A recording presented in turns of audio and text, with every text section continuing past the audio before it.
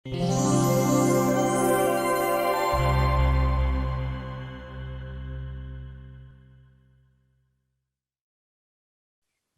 yang dirahmati Allah, kita bicara masalah keguguran ya. Kan keguguran juga mengeluarkan darah juga ya. Nah, jika keguguran terjadi sebelum usia 80 hari kandungan, masih berbentuk nutfah atau alaqoh ya, segumpal darah, para ulama sepakat bahwa status darahnya tidak dihukumi sebagai darah nifas, tapi dihukumi sebagai darah istihadhah. Jadi ini pandangan ulama ya. Kalau usia 80 hari itu berarti usia 2 bulan kurang ya.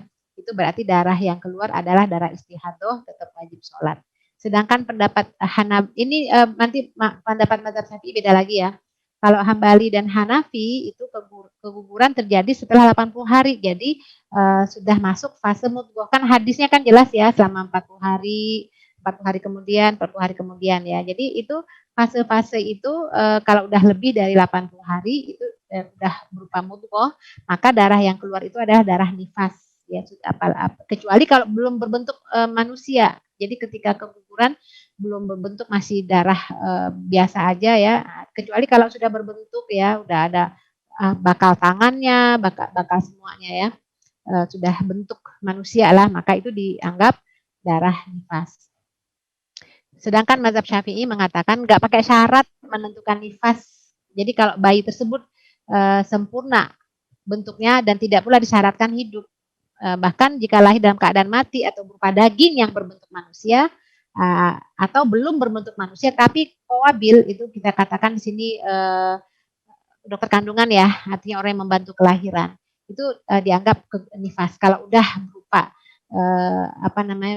manusia lah ya. Jadi nggak dipersyaratkan berapa ininya, berapa usia. Di pandangan ulama yang lain mengatakan di bawah 40 hari gitu ya. Nah, ini apakah darah itu darah nifas atau darah istihadhah, yaitu mazhab Syafi'i itu di bawah 40 hari nggak dianggap ya sebagai darah nifas. Ya.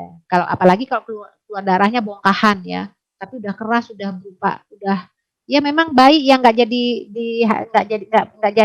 jadi hamil lah gitu ya. Nah, kalau itu berarti sudah berupa manusia, berarti darahnya darah nifas.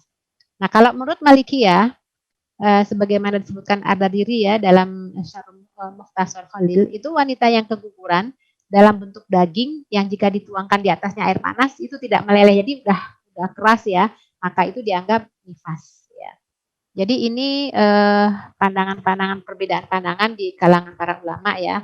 Cuman di sini yang terakhir sebagai pembahasan kita nih adalah jika keguguran terjadi setelah ditiupkan ruh pada janin, artinya setelah 4 bulan ya, 120 hari.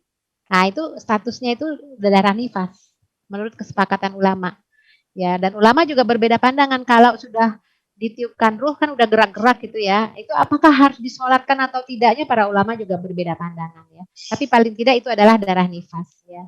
Ini proses-proses fase-fasenya sperma itu ya.